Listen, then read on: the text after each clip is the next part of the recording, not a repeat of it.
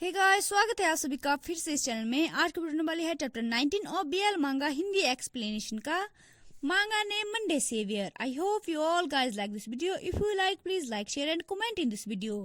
Now let's start the video. पिछले chapter में हमने देखा था कि यूनबोन को हॉरर मूवी देखकर अपनी पुरानी मेमोरीज याद आ गई होती है। फिर यूनबोन यूएल को अपनी उन पुरानी मेमोरीज के बारे में बताता है।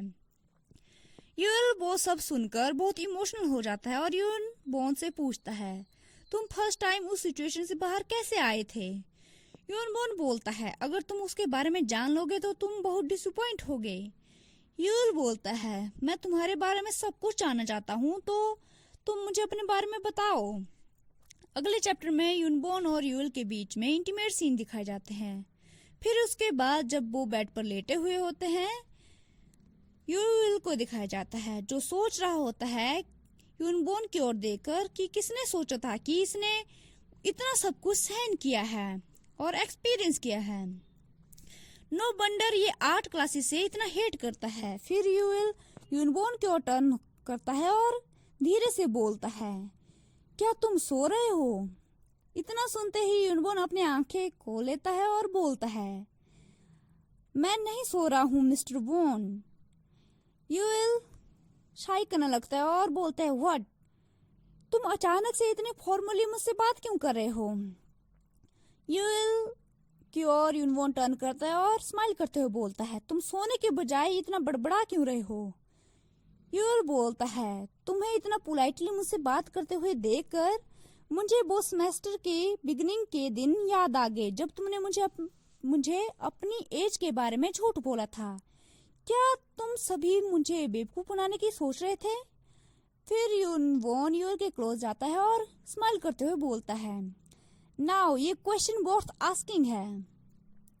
टू बी ऑनेस्ट, क्योंकि उस समय मेरे बारे में बहुत ज्यादा रूमर फैल रहे थे, तो सभी बच्चे मुझसे डिस्टेंस मेंटेन कर रहे थे।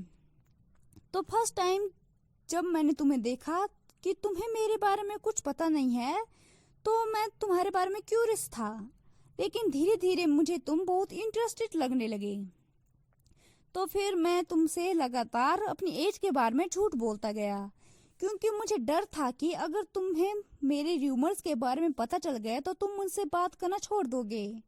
दैट्स व्हाई मैंने तुम्हें ह्यूग बोलना स्टार्ट कर दिया और तुम्हारे सामने उतना ज्यादा क्यूट बनने की एक्टिंग की। यूएल उसकी ओर कंफ्यूज होकर देख रहा है और बोलता है, क्यूट? तुम क्यूट से ज्यादा मुझे अनोइंग लगते थे उस टाइम। तुम्हें अनोइंग बोलना ज्यादा एप्रोप्रिएट होगा क्यूट से। यूनबोन फिर यूएल को बोलता है, बस जब तुम ड्रॉ करते थे तो तुम मुझे मेरी मदर के बारे में याद दिला देते थे। ड्यूरिंग दैट टाइम्स वो सभी नेगेटिव फीलिंग्स सब कुछ मुझे याद आ जाता था, जिसके कारण से मैं वैसा बिहेव करता था। यूएल बोलता है, मुझे माफ कर दो, लेकिन अगर तुमने मुझे अपने बारे में पहले ही बता दिया होता कि तुम मुझसे बड़े हो, तो शायद वो बोल ही रहा होता है, लेकिन तभी यूनबोन यूएल का हाथ ग्रैब कर देता है और बोलता है, अगर तुम्हें मेरी एज के बारे में पता होता तो क्या तुम फर्स्ट मूव उठाते मुझसे बात करने की? अगर ऐसा होता तो आज हमारा ये रिलेशनशिप नहीं होता। यूनबोन यूएल का हाथ पकड़ता है और फिर उसके हाथ पर किस करता है। यूएल शाई करने लगता है। यूनबोन बोलता है, मैं ग्लैड हूँ कि तुम्हें उसमें उसके बारे में कुछ पता नहीं था। यूएल ब्लश करने लगता है और अपना फेस छुपाते हुए बोलता है, व्हाई? क्योंकि तुम वो सब मेरे साथ करना लाइक करते हो। फिर यूनबोन यूएल का फेस पकड़ता है और उसके कानों की केयर करने लगता है और बोलता है, तुम डेफिनेटली उतने नेव नहीं हो जितना तुम पहले थे।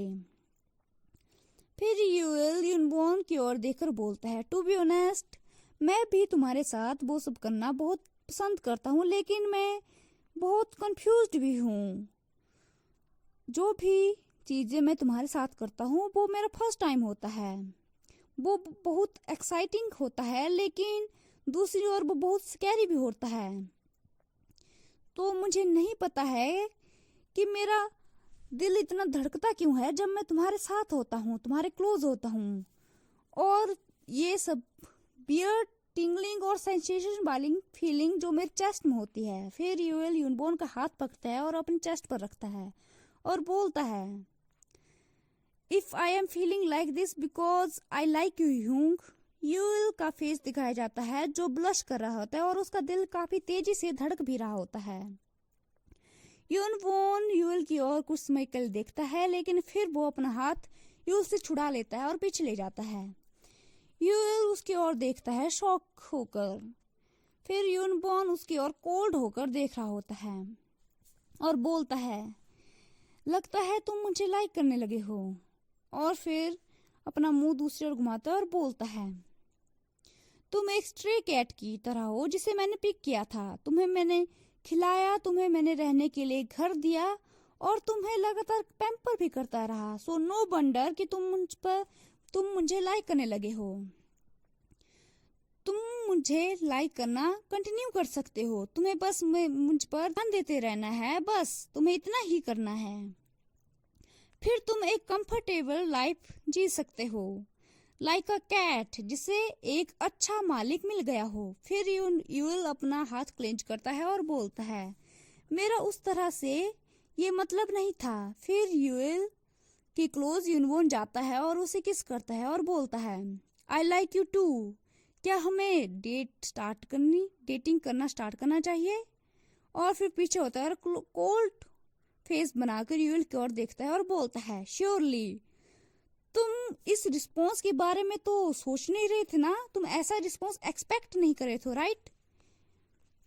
यूएल डिसपॉइंट होता है और बोलता है, नहीं ऐसा नहीं है।